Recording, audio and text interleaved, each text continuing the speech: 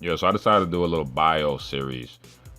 Today we're gonna be doing one on Norman Powell. Uh, right now he's a guard for the Toronto Raptors, and it's basically his journey to the NBA because he had a pretty hard route to get here, man. So we're gonna take a look at that.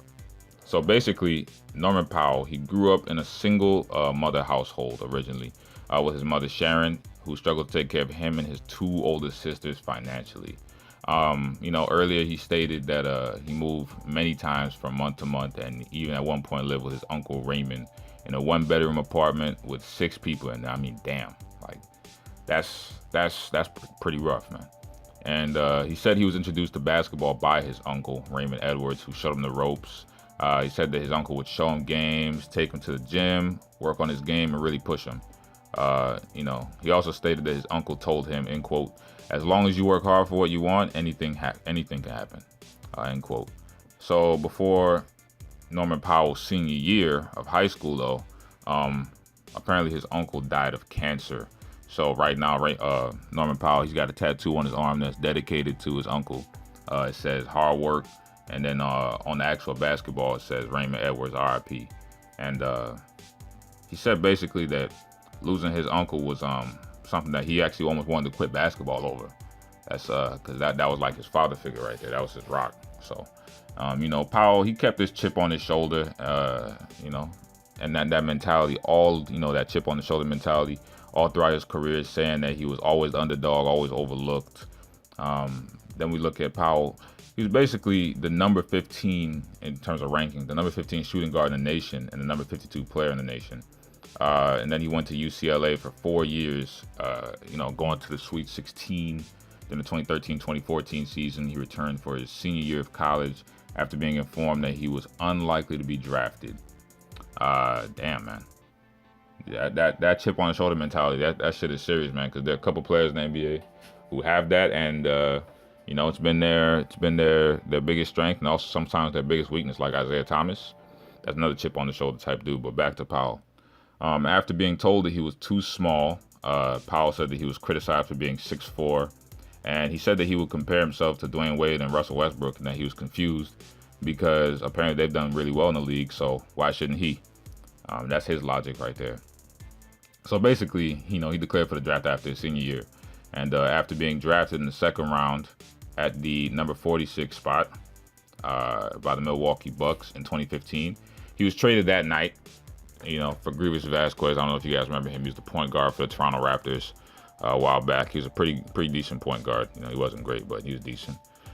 He played in the 2015 Summer League, where he was the only rookie to be named to the All-NBA Summer League first team. After T. Ross, I don't know if you guys remember him. T. Ross, that's Terrence Ross, slam dunk champion for the Raptors. After T. Ross got injured in the 2015-2016 year, he got more playing time and a trip to the D League later on. He got more playing time for the regular Raptors team than he got sent to the D League after. He got his first NBA start later on after DeMar Carroll blew out his knee. DeMar Carroll. Sorry, DeMar Carroll is just an interesting character. He's getting paid way too much money, but move on. He then went on to to help the Raptors achieve their first 50-win season. His progression as a player furthered after receiving multiple starting assignments, rising to the occasion.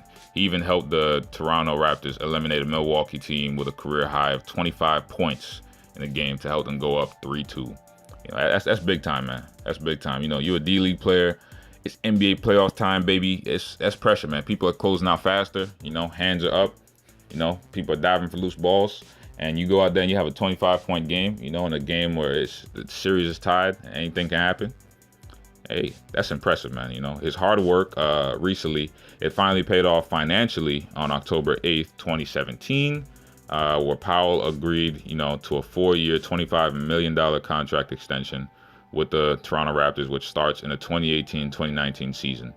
Norman has made it clear, however, that winning is the whole reason that he's doing it, not for all the other things like MVP, MIP.